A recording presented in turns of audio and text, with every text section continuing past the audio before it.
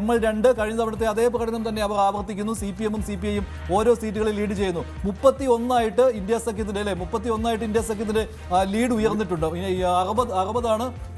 സീറ്റുകൾ ഇന്ത്യ സഖ്യത്തിന് കഴിഞ്ഞ തവണത്തിനോട് താരതമ്യം ചെയ്യുമ്പോൾ. പക്ഷേ ഈ ജൻസുരാജ് പാർട്ടിക്ക് 2 സ്ഥലത്ത് ലീഡ് ഉറപ്പിക്കാൻ കഴിയുന്നത് അവിടെ ജയിക്കാൻ കഴിഞ്ഞാൽ അത് വലിയ നേട്ടമായി തന്നെയാണ്. തുടക്ക സമയത്ത് ജൻസുരാജ് പാർട്ടിക്ക് 2 സ്ഥലത്ത് ഇപ്പോഴും ലീഡ് നിലനിർത്തിക്കൊണ്ട് പോകാൻ കഴിയുന്നുണ്ട്.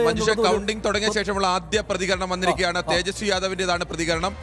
ബീഹാറിൽ മാറ്റം വരും എന്ന് തന്നെയാണ് അദ്ദേഹം ഉറപ്പിച്ചു പറയുന്നത്. ഈ ആദ്യ സമയത്ത് ട്രെൻഡ് പൂർണ്ണമായും മഹാഗഡ്ബന്ധിനെതിരായിരിക്കുമ്പോഴും തേജസ്വി ആത്മവിശ്വാസത്തോടുകൂടി പ്രഖ്യാപിക്കുന്നു, അല്ലെങ്കിൽ ആത്മവിശ്വാസത്തോട് പ്രതികരിക്കുന്നു. മാറ്റം വരും എന്നാണ് അദ്ദേഹം പറയുന്നത്. ഇരട്ടിയായിട്ടുണ്ട് NDA സഖ്യത്തിന്റെ ലീഡ്, ഇരട്ടിയായി, അതായത് 31-60 എന്ന രീതിയിലേക്ക് ഉയർന്നിട്ടുണ്ട്. അപ്പോൾ തേജസ്വിക്ക് ഇത് പറയാൻ കഴിയുന്നു. മാത്രമല്ല ഏറ്റവും ഒടുവിൽ അവിടെ നിന്ന് വിവരം ലഭിക്കുമ്പോൾ ജിലേബികൾ ലഡുവിനോടൊപ്പം നടത്തി എന്ന വിവരങ്ങൾ കൂടിയാണ് ഇപ്പൊ പാറ്റ്നയിൽ നിന്ന് വരുന്നത്.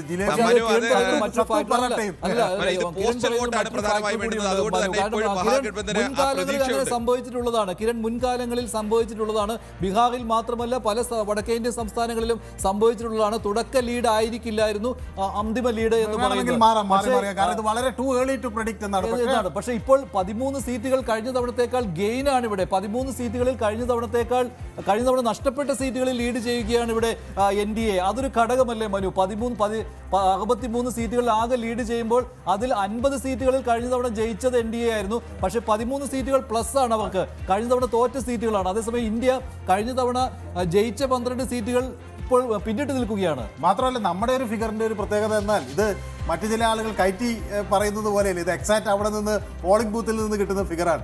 അപ്പോൾ ഇത് ഒരു ഏർലി ട്രെൻഡ് എന്ന നിലയിൽ നമുക്കിതിനെ എടുക്കാം. ഇത് മാറാം, പല പാറ്റേണുകളിൽ വോട്ടുകൾ തിരിയാം. പക്ഷേ ഇതിലൊക്കെ കാണുമ്പോൾ തന്നെ നമുക്ക് ഇപ്പോൾ BJP ലീഡ് ചെയ്യുന്നത് അവർക്ക് പരമ്പരാഗതമായി സ്വാധീനമുള്ള മണ്ഡലങ്ങളിലെല്ലാം അവർ ലീഡ് ചെയ്യുന്നു. അതോടൊപ്പം തന്നെ 13-14 വോട്ടുകൾ എന്ന നിലയിൽ, സീറ്റുകൾ എന്ന നിലയിൽ അത് അധികമായി തുടരുന്നു. ഇത് BJP വീണ്ടും കയറിയിരിക്കുന്നു കേട്ടോ. JDU-യേക്കാൾ 29 ഒരു 2 സീറ്റിന്റെ വ്യത്യാസത്തിൽ ഇപ്പോൾ BJP ആണ് മുന്നണിയിൽ JDU-നേക്കാൾ ഉയർന്നു നിൽക്കുന്നത്. എക്സിറ്റ് പോളുകൾ പ്രഡിക്ട് ചെയ്തത് JDU-നായിരിക്കും കൂടുതൽ സീറ്റ്, BJP-യുടെ സാധ്യത കുറവാണെന്നാണ്. പക്ഷേ BJP-യും ഈക്വലി പെർഫോം ചെയ്തത്. സാമ്രാജ് ചൗധരി BJP 65 സീറ്റുകൾ വരെ നേടാം എന്നുള്ളതാണ്. അതായത് 101 സീറ്റുകൾ ആകുമ്പോൾ അത് വലിയ സ്ട്രൈക്ക് റേറ്റ് ആയിരിക്കും. കഴിഞ്ഞ തവണ 74 എന്ന് പറയുമ്പോൾ 110 സീറ്റുകൾ മത്സരിച്ചാണ് 74 കിട്ടിയത്. ഇത്തവണ പക്ഷേ കേരളത്തിലെ ഇടതു പാർട്ടികളെ സംബന്ധിച്ച് പ്രതീക്ഷിക്കാവുന്ന ഒരു ഘടകം കൂടി വരുന്നുണ്ട്. CPM കഴിഞ്ഞ തവണ 2 സീറ്റുകളിലാണ് വിജയിച്ചത്. ഇപ്പോഴും 2 സീറ്റുകൾ ലീഡ് ചെയ്യുന്നു. സ്വാഭാവികമായും കേരളത്തിലെ സംബന്ധിച്ച് കേരളത്തിലെ ഇടതു പ്രവർത്തകർക്കൊക്കെ ഒരു പ്രതീക്ഷ നൽകുന്ന ഒരു ഘടകമാണ്. CPM കഴിഞ്ഞ തവണ 2 സീറ്റുകൾ ലീഡ് ചെയ്യുന്നു. ഇപ്പോഴും 2 സീറ്റുകൾ ലീഡ് ചെയ്യുന്നു. 12 സീറ്റുകൾ നേടിയ ML, ഇടതു പാർട്ടികളിൽ ശക്തർ CPI ML ആണ്. അവിടെ 20 സീറ്റുകളിൽ മൊത്തം മത്സരിക്കുന്നുണ്ട്.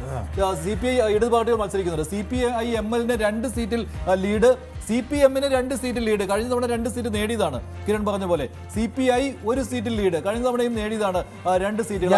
CPI ML-ന് ഉള്ള മണ്ഡലങ്ങളിൽ അവർക്ക് അവരുടെ ഒരു കൺസിസ്റ്റൻസി റെഡിൽ കാണാവുന്നതാണ്. CPI ഇടതു പാർട്ടികൾ ലീഡ് ചെയ്യുന്ന മണ്ഡലങ്ങളാണ്. ആകെ 2, 4, 1, 5 മണ്ഡലങ്ങളിൽ ഇപ്പോൾ ഇടതു പാർട്ടികൾ, ഇന്ത്യ സഖ്യത്തിലാണ് അവിടെ ഇടതു പാർട്ടികൾ 5 സീറ്റുകളിൽ ലീഡ് ചെയ്യുന്നുണ്ട്. കോൺഗ്രസിനൊപ്പമാണ് അവിടെ ഇടതു പാർട്ടികൾ മത്സരിക്കുന്നത്. RJD 28 സീറ്റ്, കോൺഗ്രസ് 7 സീറ്റിൽ. ഇതാണ് പ്രശ്നം. ഇന്ത്യ സഖ്യത്തിലെ പ്രശ്നം കോൺഗ്രസ് ആണ്. കോൺഗ്രസിന് വളരെ കുറച്ച് സീറ്റുകളിൽ മാത്രമേ തുടക്കത്തിൽ ലീഡ് നേടാൻ കഴിഞ്ഞിട്ടുള്ളൂ. അത് മാത്രമല്ല ഇന്ത്യ സഖ്യത്തിലെ 10 സീറ്റിന്റെ മൈനസ് എന്ന് പറയുന്നത് തന്നെ നോക്കുമ്പോൾ 10 സീറ്റ് കോൺഗ്രസിന്റെ മൈനസ് ആണ്. കോൺഗ്രസ് വളരെ ദുർബലമായിരിക്കുകയാണ് തുടക്ക സമയത്ത്. ബീഹാറിൽ ഇത്തവണയും കോൺഗ്രസിന് ഇത്തവണ 62 സീറ്റുകൾ കൊടുത്തത് തന്നെ എന്തിനെന്നുള്ള ചോദ്യം അവസാനം അത് അങ്ങനെ തന്നെ അവശേഷിക്കുമോ എന്നുള്ളതാണ് ഇനി അറിയേണ്ടത്. ഇന്ത്യ സഖ്യം 43, അതേസമയം NDA 68 സീറ്റുകളിലാണ് ഇപ്പോഴും ലീഡ് ചെയ്യുന്നത്. അതായത് ഏകദേശം ഇപ്പോൾ 44-68 എന്ന രീതിയിലായിരിക്കുകയാണ്.